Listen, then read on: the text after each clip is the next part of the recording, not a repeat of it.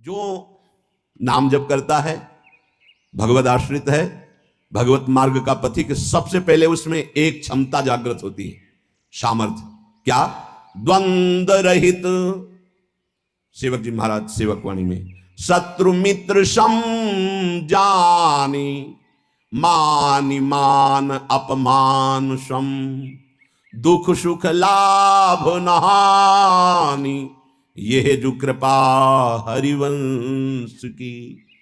जिसके मुख में नाम चलता है और चित्त चरणारविंद के चिंतन में रहता है, मुख बरनत हरिवंश, चित्त नाम हरिवंश रति, मन सुमिरन हरिवंश। तो ये क्षमता आ जाएगी। क्या? ये द्वंद्व है, शत्रु और मित्र में समान भाव, मान और अपमान में समान भाव, लाभ और हानि में समान भाव, सुख और दुख में समान भाव, निंदा और स्तुति में समान भाव। तो बोले द्वंद्व रहित, द्वंद्व विमुक्ता। ये पहली साधक की वृत्ति जागृत होती है, ध्यान रखना। अगर आपकी साधना परिपक्व अवस्था की तरफ जा रही है, आपकी साधना ठीक है, तो पहला लक्षण है तितिक्षवः, वो बहुत धैर्यवान और सहनशील होगा। सुख दुख लाभ हानि मान अपमान निंदा स्तुति, इसमें वो समान भाव रखेगा। चलो हमारी स्थिति ऐसी नहीं, लेकिन हमें सुनने को मिला तो समान भाव रखने की चेष्टा तो करें। पूज्यपाद सिउड़िया बाबा जी महाराज, यदि तुमसे कोई द्वेष करता है और तुम्हें भगवत प्राप्ति करनी, तो वो जब दिखाई दे तो उसके चरणों में प्रणाम करो। अगर पास से निकले तो राधे श्याम, वो भले ना बोले। अगर तुम ऐसा किए तो उसके बैठे हृदय में जो श्री भगवान हैं वो मिल जाएंगे तुम्हारे को। अगर तुम्हारी दृष्टि दोषयुक्त हुई तो कर लो भजन। जब तक वो नहीं मिटाओगे तब तक भगवत प्राप्ति नहीं होगी। हरिवंश नाम लीन जे अजात शत्रु ते सदा, यह शुद्ध परमार्थ अध्यात्म की चर्चा है। यहां व्यवहार को भी अध्यात्म बनाया जाता है। प्रयत्न करो सहने का, मिटाने का। क्या गाली दे रहा है कोई, श्रवणेंद्रिय ने सुना, मन में जाके दाह पैदा हुई, ही नहीं, मेरे भगवान अपने समीप मुझे ऊंचाई देना चाहते हैं, प्रेम की ऊंचाई, ज्ञान की ऊंचाई, इसलिए ये कटु वचन बुलवा रहे हैं, मुझे सहन करना है। राधा राधा राधा, आगे निकल गए। जो सुख दुख मान अपमान लाभ हानि आदि द्वंद्वों को सह जाता है, देख लो, यहां लड़ना नहीं है। भक्ति सहना सिखाती। बोले कब तक सहेंगे? जब तक भगवान ना मिल जाए। बोले वो तो बहुत ही दुष्ट हो जाएगा, अगर हर बार सहेंगे तो अगली बार और बढ़ के आएगा। कदापि नहीं। जो अपराध भक्त कर करे राम रोष पावक सो जरे, तुम सहो आग उधर लग जाएगी। उमा क्षमा सापौते भारी, अपने कर्म जाय अपकारी। तुम अपने को बचाओ, मालिक देख रहा है, वो ऐसा हिसाब करेगा। एक नवयुवक था जिसकी देखो हंसी उड़ाता था, बहुत परेशान करता था। एक भगत जी निकले उनके छे, तो दाढ़ी मुछ को लेकर बहुत उपहास किया। 2 रुपए निकाले, दिए। उसको लगा पीछे आ रहे थे आर्मी के। फिर उनका उपहास गिरा के 10-5 ला तो थप्पड़ मारे ना। वो जो 2 रुपए दिए थे ना, हिसाब हो गया। अब दोबारा उस गली में नहीं खड़ा हुआ वो। राम रोष पावक सोजरी, तुम जाओ झुक के। वो आ रहा है झुकाने वाला, किसी रूप में रौंद के रख देगा उसको, क्योंकि उसका स्वभाव ऐसी जगह हाथ डालेगा जहां हाथ जल जाएगा। ये ना सोचो कि अगर हम 10 बार सह गए तो 11वीं बार वो फिर बोलेगा, बोलने लायक नहीं रहेगा। जो अपराध भक्त कर करे राम रोष पावक सोजरी, तुम्हारा कर्तव्य सहन करना और मालिक का कर्तव्य हिसाब करना। एक साधु जा रहे थे, गंगा किनारे भ्रमण कर रहे थे, तो छड़ी रखते, सोटा लंगोटा लोटा ये साधु के पास रहता है, तो सोटा लिए हुए थे और अपनी मस्ती में जा रहे थे। ऐसे पीछे धोबी कपड़ा धो धो के ऐसे सब फैलाए हुए था सूखने के लिए। उसने देखा इतनी मेहनत से तो हम धो रहे, और बाबा जी रौंदता चला जा रहा है। तो जिससे धोआ वो पीटने वाला डंडा, वही दौड़ा लेके रुक्मिणी जी के पास भगवान बैठे। विनोद तत्काल सुदर्शन चक्र, फिर ऐसे शांत हो गए। तो रुक्मिणी जी ने कहा, प्रभु जरूर ये स्थिति किसी भक्त पर संकट आने पे होती है, रुक क्यों गए? बोले उसके पास लाठी थी, उसने हिसाब कर दिया। 2-3 डंडे बाबा जी ने मारे, 2-4 डंडे धोबी ने मारे, तो दोनों धोबी है, इसीलिए मट गए। हाँ, अगर वो सर झुका देता तो वहां द्वारिकाधीश का सुदर्शन चक्र सेकंड के कम हिस्से में उपस्थित हो जाता। सर्वव्यापी तत्व है भगवान के पार्षद। जैसे नारायण निकला और वही हरि पार्षद प्रकट हो गए। आप अगर डंडे चलाओगे ना तो हिसाब किताब आपका भारी पड़ जाएगा। अगर आपने सर झुका दिया तो वो हर समय तुम्हें देख रहा है। कोई क्षण ऐसा नहीं है, कोई जगह ऐसी नहीं जहां उसके नेत्र ना हो। हाँ, विश्व तच्चक्षुर, पूरे विश्व में उसके नेत्र विराजमान हैं। सहना सीखो। यदि आगे बढ़ना है तो सहना सीखो। हमारी बात मान लेना। अगर मान लोगे तो जान जाओगे कि इसका रहस्य क्या है। जो सह गया तो भगवान को प्राप्त हो गया। जितना सहोगे उतने महान बनते चले जाओगे। ये शिक्षा हमको एक शराबी ने दी थी। वैकुंठ धाम ब्रह्मावर्त बिठोर ले गया, एकांत में ठाकुर जी के श्री विग्रह को दिखाया और नीचे के संगमरमर को दिखाया और कहा देखो यही संगमरमर तिल तिल काटा गया, टूटा नहीं तो आज भगवान बन करके आरती होती है। ए बाबा जी बना टूटना नहीं, चाहे जितना कष्ट आवे। सहनशीलता, सहनशील, आशय, उदार, धीरज सहित विवेकी, विवेकवान, धैर्यवान, सहनशील महात्मा होता है, चाहे गृहस्थ हो या विरक्त हो, भगवत मार्ग का पथिक। ये नाना प्रकार की कुचेष्टाएं करने पर दुखी या व्यथित होकर कुचेष्टा नहीं कर बैठता है। द्वंद्व रहित। आगे गतमान, ये जो अभिमान और ममता सर्वनाश कर देती है, भगवत मार्ग का उपासक उस अभिमान का सर्वनाश कर देता है। नहीं, किसी भी बात का अभिमान नहीं। सच्ची कहते हैं, जिस क्षण प्रभु बुलवाना ना चाहे तो एक शब्द भी नहीं आता हृदय में। कई बार हृदय से एकदम शून्य, खाली। अब न कोई प्रश्न का उत्तर है, न कोई प्रश्न है, न कोई वार्ता है। वो दे रहे हैं तो हो रही है, और वो ना दे तो का बोलने की हिम्मत नहीं है। शब्द और शास्त्र ज्ञान और व्याख्या तो अलग जाने दो। वही बुलवा रहे, वही सत्य चेष्टा करा रहे। इस सतमार्ग पहाड़ पे चलना है, ये हमारे चढ़ने की योग्यता नहीं, पर वो वाचालम बना देते हैं। मूक को पंगु से पहाड़ चढ़ा देते हैं। सांप का छोटा बच्चा गरुड़ को पछाड़ दे, राम कृपा हो जाए, हाँ तो लघु ब्याल गरुड़ को खा जाए, ऐसी सामर्थ्य पैदा कर दे भगवान। सब कुछ भगवान की सामर्थ्य से सत मार्ग का होता है, सब कुछ हमारे अहंकार से असत मार्ग का होता है। अहंकार त्यागी, सत मार्ग का अनुरागी। अहंकार युक्त तो कहेगा जरूर भगवान की सामर्थ्य से हो रहा है, पर अहंकार वासनाओं का खेल खिला के पाप करेगा।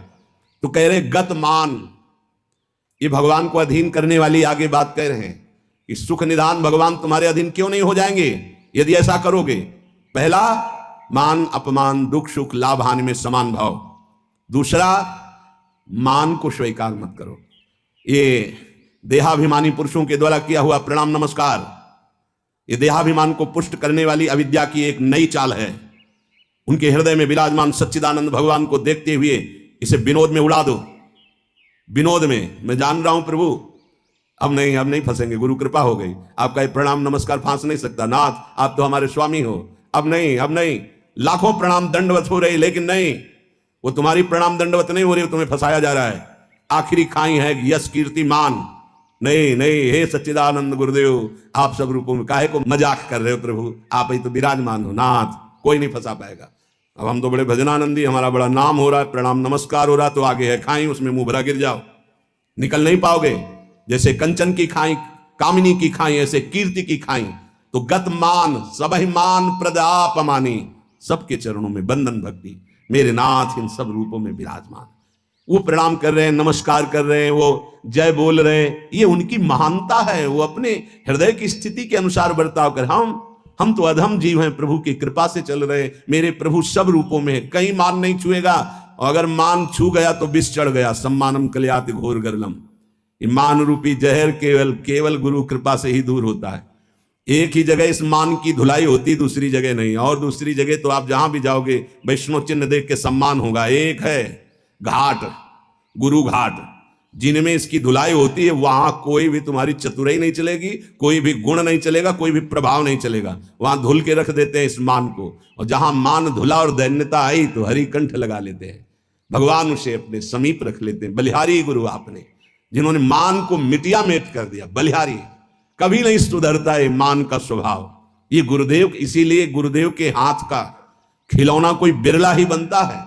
अहंकार के हाथ के खिलौने तो सब बने हुए, जैसी चाबी भरता है अहंकार, वैसे ही खेल हो रहे, लेकिन कोई गुरुदेव के हाथ का खिलौना विशेष लाडला होता है। भर दी चाबी, अब उसके हृदय में खेल चल रहा है निकुंज का। मान का त्याग करा करके दैन्यता का भाव प्रकाशित करना, ये प्रेमी महापुरुष सदगुरुदेव की कृपा से होता है। गत मान। आगे ज्ञान रथ। ज्ञान किस बात का? एक क्षण भी प्रभु का स्मरण न छूटे, इससे बड़ा कोई ज्ञान नहीं। बात पकड़ लो, तुम्हें कुछ आता हो या ना आता हो, बस राम कृष्ण हरि राधा राधा बोलना आता है, इससे बड़ा कोई ज्ञान नहीं है। ये भगवद स्मृति है। यस्य स्मरण मात्रेण जन्म संसार बंधनात् विमुच्यते नमस्तस्मै विष्णुवे प्रभु विष्णुवे, जिनका स्मरण मात्र जन्म मरण बंधन से मुक्त कर देता है। राधा राधा कृष्ण कृष्ण। ज्ञान रथ। जब आप नाम जप करेंगे तो स्वाभाविक सच्ची मानिएगा इस शरीर से प्यार खत्म हो जाता है। ये बहुत व्यवस्थित भगवान की कृपा से चलता है, पर इससे राग नहीं रहता। पुराने कपड़े से जैसे तुम्हारा कोई राग नहीं रहता, फेंक देते हो कूड़ा में, ऐसे ही इस शरीर से ज्ञान रत उपासक को कोई संबंध नहीं रहता। बिल्कुल समझ लेना। जैसे कबाड़ में पड़ी हुई गाड़ी से ध्यान आएगा ऐसे गया, पर आपकी रति नहीं होगी क्योंकि बेकार हो गई है। ऐसे हर समय उपासक की दृष्टि में गाड़ी, ये जो पांच भौतिक गाड़ी, ये केवल भगवत प्राप्ति के लिए है। अगर ज्ञान प्रकट हो गया तो इससे कोई रति नहीं रहती, इससे कोई अपना शरीर का राग मिट जाना ही सब ज्ञान है। भगवान नाम में रुचि हो जाना ही सब ज्ञान है। बस दो बात समझ लो, जितना इससे तुम प्रेम करोगे उतना ही पापाचरण होगा, और जितना नाम से प्रेम करोगे उतना ही इससे वैराग्य होगा, और आप दिव्य उन्नति को प्राप्त हो जाएंगे। ज्ञान रथ, सच्चा ज्ञान। मैं भगवत स्वरूप हूं, ये मैं शब्द अंतःकरण से निकलता है। बस स्वरूप हूं है, मैं के साथ हूं है नहीं तो स्वरूप, बस स्वरूप। मैं स्वरूप हूं, ये अंतःकरण धर्म से निकल रहा है, और केवल है स्वरूप, ये है। वहां कोई और शब्द नहीं जुड़ता, न मैं न हूं, वो है, वही है, वो भी खत्म, केवल है। यह है पूर्णता, ज्ञान की पूर्णता, भक्ति की पूर्णता। है कौन? गोविंद, गुरुदेव, किशोरी जी है। बिरत खटाई नाना कस। जैसे कुछ धातुएं होती हैं उनमें खटाई डालते तो बहुत जहरीली हो जाती है, ऐसे ही उपासक को हर भोग दिखाई देता जहरीला। ब्रह्मादिक के भोग सब विषम लागताई। तो कहीं फिर सुख क्या उसको मिलता होगा? गांव में जब गुड़ बनाया जाता है तो ऊपर का जो फेन निकलता है ना, गांव के जो गरीब लड़के होते हैं दौड़ के वो चाटते हैं, बड़ा मीठा अच्छा लगता है। कहीं उनको रबड़ी मिल जाए तो उसकी तरफ देखेंगे क्या? नहीं देखेंगे, क्योंकि अब उससे बहुत कई गुना बढ़कर के आनंददायक रबड़ी मिल गई। जैसे निर्मल विशाल मृदु जल का जलाशय मिल जाए तो छोटे छोटे गंदे गड्ढों की याद नहीं आती, ऐसे सच्चिदानंद भगवान का सुख स्फुरित होता है जब, तो गंदे विषय विष की तरह दिखाई देते। ब्रह्मादिक के भोग सब विषम लागता है। तो बोले उस उपासक के हृदय में इतना वैराग्य हो जाता है जैसे वमन, खाने का मन नहीं होगा, विष्ठावत मलवत त्याग, मल त्याग के बाद कोई अहंकार नहीं होता, अर्थात वो त्यागी भी है और अहंकार का त्यागी है। जैसे इसमें कहा बिरत खटाई नाना कस, जैसे काश आदि जो पात्र हैं इनमें खटाई पड़ जाए तो बहुत जहरीली हो जाती है। बोले ऐसे ही ये सारे विषय उसे जहरवत दिखाई देते हैं।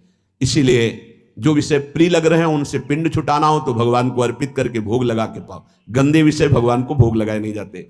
अगर कोई भी प्रिय पदार्थ है आपका कि ये तो हमें बहुत पसंद है, तो उससे पहले 20 मिनट प्रभु को भोग लगाओ और थोड़ा प्रसाद लेके बांट दो। कोई और ना हो तो पशु पक्षियों को बांट दो, राग खत्म हो जाएगा, पक्का राग खत्म हो जाएगा। ये गुरुजनों के अनुभव की बात है। कुछ ऐसे पदार्थ होते हैं, पूज्य राधा बाबा भाई जी से कहा कि सब ठीक है आपकी कृपा से, पर मिठाई देखते ही प्रीता बढ़ जाती है, तो क्या अभी हमारा राग है मिठाई में? भाई जी हर समय बाबा की मनोवृत्तियों को देखने वाले महापुरुष, तो उनका नहीं, तुम्हारी स्थिति में मिठाई का राग नहीं है, ये स्वभाववश शरीर की आवश्यकतावश पूर्व अभ्यास रहा है। तो ऐसा हो जाता है कि जैसे सब पदार्थ रखा है, जो प्रिय है उसे उठा लिया और पाने लगे, उसका कोई राग नहीं है। स्वभाववश तुम्हारे शरीर को आवश्यकता है तो स्वभाव बन चुका है, पर राग नहीं है। पर अपने लोगों की स्थिति नहीं है, अपने लोगों का राग है।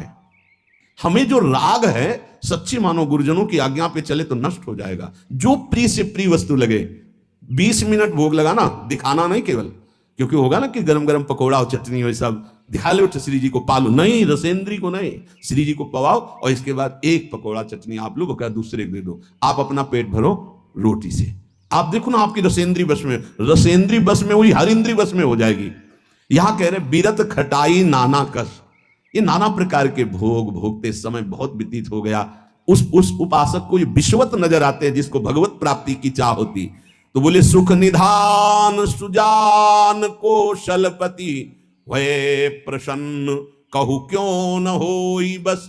यदि ऐसे चलोगे तो भगवान बिना बुलाए आपके पास आ जाएंगे। कैसे? द्वंद्व रहित, मान अपमान निंदा स्तुति समान भाव से सह जाओ। गतमान, कोई सम्मान करे स्वीकार मत करो, उसके भोक्ता मत बनो। ज्ञानरत, ये शरीर नष्ट हो जाएगा, तुम अविनाशी हो। विषय विरत खटाई नाना कर, जितने भोग हैं इनमें कोई सुख नहीं है। और फिर जैसे देह गे से प्यार करते ऐसे प्रभु से प्यार करने लगे। तो कह रहे प्रभु अपने आप आपके अधीन हो जाएंगे।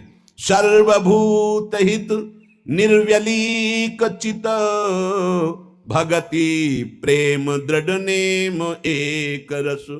तुलसीदास यह होई तबहि जब, द्रवै ईस जेहि हतो शीस दस। भगवान जिसको अपना बनाना चाहते हैं तो उसके हृदय में एक बात प्रकट होने लगती है, कैसे सबको सुख पहुंचाऊं। सर्वभूत हित, ये बात, ये लक्षण है भक्त का। हमारे अंदर भक्ति आई, इसका लक्षण किसी को भी दुखी देख के मन कैसे इसको सुख पहुंचाऊं। भले हम कुछ नहीं कर पा रहे, लेकिन सर्वभूत हिते रताहा हमारे हृदय में आ गया, कैसे इसको सुख पहुंचाऊं। गोस्वामी जी ने संत हृदय की महिमा का वर्णन करना प्रारंभ किया तो लगा जैसे मक्खन कोमल होता है, ऐसे संतों का हृदय कोमल होता है। तो लिखा, संत हृदय नवनीत समाना। पर विचार किया है तो दोष हो गया। मक्खन तभी पिघलता है जब उसमें स्वयं ताप लगे, फिर तो संत की हृदय की बात गलत हो गई। अगर स्वयं के दुख में हृदय द्रवित होता है तो सबका होता है। ये मक्खन का उदाहरण तो ठीक नहीं बैठा। तो आगे तुरंत लिखा, कहा कविन पर कहीं न जाना, निज परिताप द्रवई नवनीता। पर दुख द्रवहि सो संत पुनीता। संतों का हृदय मक्खन जैसा होता है, कवियों ने कहा, पर ठीक नहीं बैठा। क्योंकि मक्खन को स्वयं जब ताप लगता है तब पिघलता है, लेकिन संत तो दूसरे के दुख को देख करके द्रवित हो जाते हैं। सर्वभूत हित, जो समस्त भूतों का मंगल सोचता है, तो आनंद घन चतुर शिरोमणि भगवान उस पर प्रसन्न हो जाते हैं। उसके हृदय में निर्विकारता प्रकाशित हो जाती है, उसका चित्त एक रस सच्चिदानंद सुख में निमग्न हो जाता है। तुलसीदास जी कहते हैं ये सौभाग्य उसी को मिलता है, 10 शीश का हनन करने वाले भगवान जिस समय जिस जीव पर कृपाल होते हैं तो सत्संग मिलता है, और सत्संग से ये सब प्राप्त हो जाता है। अगर हमें नाम ऐसा प्रिय लगने लगे तो सब लक्षण आ जाएंगे। भगवान से भी बढ़कर के भगवान का नाम। ये शाम के कल बहुत इसका चिंतन होता रहा, बार बार हृदय आह्लादित होता था कि गजब की निष्ठा, नाम की गजब की निष्ठा।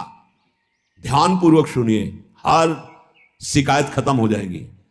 प्रिय राम नाम ते जाहि न रामो। बड़ा सुख मिलता है, जैसे शब्द है ना उनमें डुबकी लगाओ, एकदम निहाल कर देते। प्रिय राम नाम ते जाहि न रामो, ताको भलो कठिन कलिकाल हूं, आदि मध्य परिणामो। प्रिय राम नाम ते जाहि न रामो। ये बैठा लीजिए, ये जीवन की सार बात। पद तो गोस्वामी जी का कई बार, लेकिन इससे पहले महामहिम पूज्य श्री भाई जी हनुमान प्रसाद पोद्दार जी के द्वारा ये बात मिली थी। जीवन में पहली बार ये बात पूज्य भाई जी के द्वारा मिली थी कि अगर तुम्हारे सामने भगवान आ जाए, उनके दर्शन कर रहे हो, नाम छूट गया, तो हमें नहीं चाहिए ऐसे भगवान जिससे हमारा भगवान का नाम छूट जाए। ये भाई जी की बात। फिर पद मिला बहुत काल के बाद, ये कल पुनः इसका कृपा करके गोस्वामी जी ने दर्शन कराया और चिंतन कराया। बेपरवाह अद्भुत मस्ती है इस बात में। जिसे भगवान नाम इतना प्यारा लग गया है कि यदि स्वयं भगवान कहें कि अब मैं तुम्हें मिल गया, मेरे लिए तो भजन कर रहे थे, अब आज से नाम जपना छोड़ दो, तो वो स्वीकार नहीं करेगा। उपासक कहेगा नाम नहीं छोड़ सकता, महाराज आप आओ या ना आओ, आप जाओ या रहो, आपकी मर्जी की बात। नाम से प्रिय बढ़कर आप नहीं हो हमें। ये बात बहुत बड़ी बात। जब भगवान की बात आ गई तो भोगों की बात क्या रह जाएगी भाई। ये पद प्रतिष्ठा रुपया पैसा, अभी नाम का स्वाद ही नहीं चखा। ये ताको भलो कठिन कलिकालो आज मध्य परिणामों, आज कल परसों हर समय परमानंद बना रहेगा। एक कलयुग कुछ नहीं बिगाड़ सकता। यदि जिह्वा में ऐसा प्यार उदय हो गया कि मुझे नहीं चाहिए और कुछ, जो हमें नाम छोड़वा दे वो कुछ संसार की पद प्रतिष्ठा तो जाने दो, हमें भगवान से भी नहीं मिलना। यदि वो आ जाए और नाम छूट जाए तो मुझे उनका आना नहीं। प्रिय राम नाम ते जाही न रामो, ये बहुत बड़ी बात है, ये जनसाधारण नहीं समझ सकते। बहुत बड़ी बात। कैसे छूटेगा फिर नाम? सोचो कैसे छूटेगा। आग लग जाएगी कि ओहो, जिस नाम के बराबर नामी से मिलन की भी बात नहीं कही गई, उस नाम को हम चंद विषयों में, तुच्छ विषयों में, तुच्छ व्यक्तियों के मायाजनित संभाषण में छोड़ देते हैं। हमारी कहां की निष्ठा? गोस्वामी जी कह रहे हैं, प्रिय राम नाम ते जाहि न रामो, बार बार इसलिए करें, बैठा लो। सकुचत समुझी नाम महिमा, मद लोभ मोह को कामो। राम नाम जप निरत सुजन पर, करत छाह घोर घामो। प्रिय राम नाम ते जाहि न रामो। बस यही लगता है, यही परम विश्राम है। इससे बड़ी कोई बात नहीं हो सकती। राम जी मिल जाएं और वो कहें कि हमारा नाम छोड़ दो, अब हमें स्वीकार करो, हम तो मिल गए ना, तो वो उपासक भगवान से कह देगा आप चले जाइए। जिस नाम के बल से आप हमारे पास आए उस नाम को मैं नहीं छोड़ सकता। आप कभी मत दर्शन देना, कभी मत आना, आप हमें हर दुख देना, पर मैं नाम नहीं छोड़ सकता। ये बात पकड़नी, ये बात पकड़नी, पकड़ लो, सब कुछ तुम्हारे अधीन हो जाएगा। मुझे आपसे मिलने की आवश्यकता नहीं है यदि नाम छूट जाए तो। यही भाई जी लिखा था प्रियालाल के लिए, राधा कृष्ण के लिए। सबसे पहले भाई जी की बात तो थोड़ी देर तो विचार चलता रहा इस विषय का कि नाम साधन है और साध्य है प्रभु। जब प्रभु को हम देख रहे हैं तो नाम भूल गए तो कौन सी बड़ी बात है, क्योंकि नाम का फल तो प्रभु ही थे।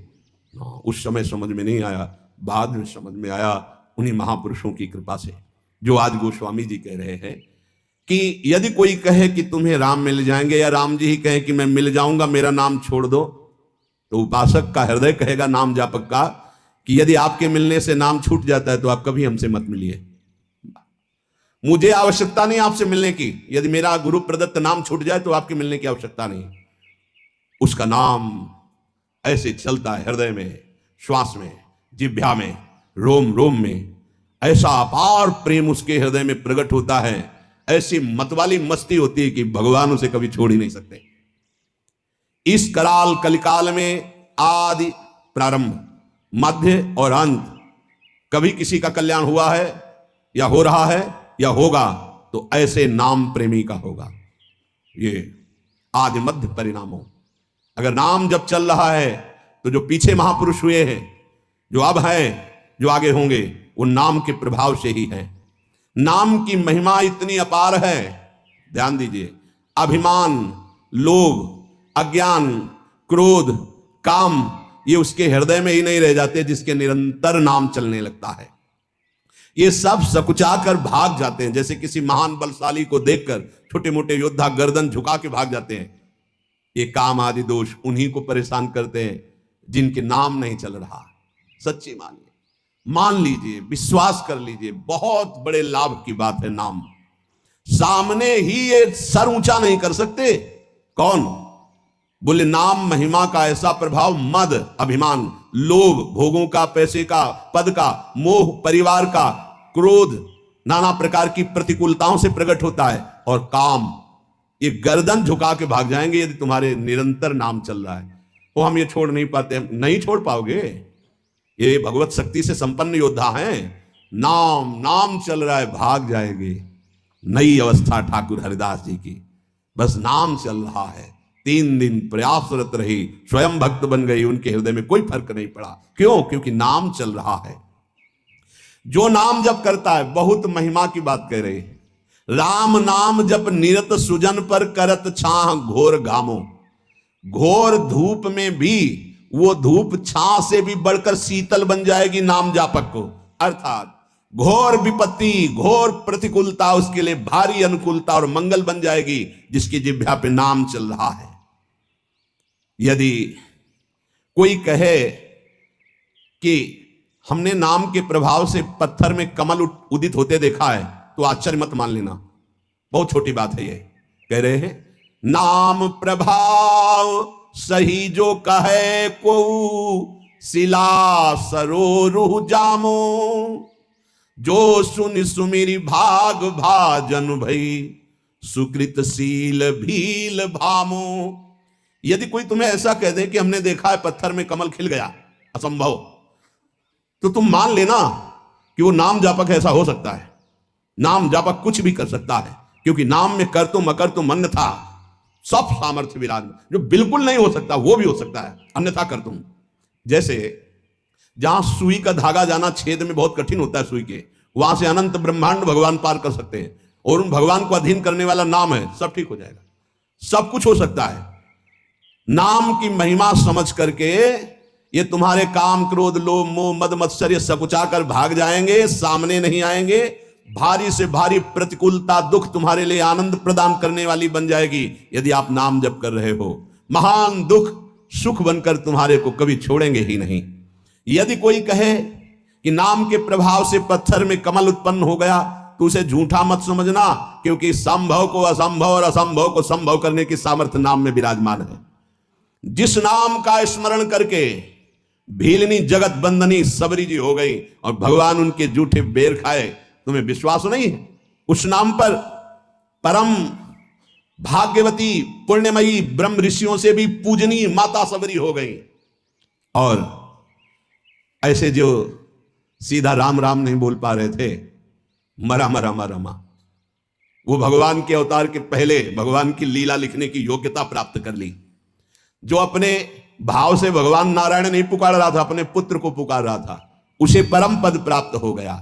इसलिए उल्टा कुभाव से किसी संबंध से कैसे भी जिसने भगवान के नाम का उच्चारण किया उसका मंगल ही मंगल है।